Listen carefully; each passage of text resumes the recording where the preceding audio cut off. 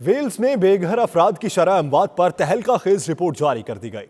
2016 में 26 जबकि 2017 में 13 अफराद हलाक हुए। मजीद तफसीलात नॉर्थ वेल्स से हमारे नुमाइंदे हारून फयाज की इस रिपोर्ट में।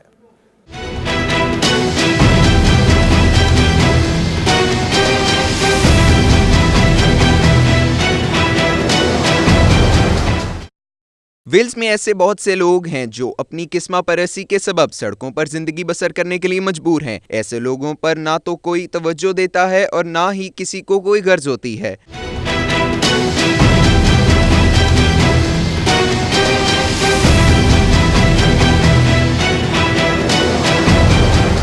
पहली मर्तबा इन बेघर अफराद की शरह अमवात ने सबको चौंका कर रख दिया है। रिपोर्ट में बताया गया है एवरेज 4.3% बेघर अफराद हर साल मर जाते हैं। हुकूमती तहकीक के मुताबिक 343 अफराद अपने ठिकाना न होने के बायस सड़कों पर सोते हैं।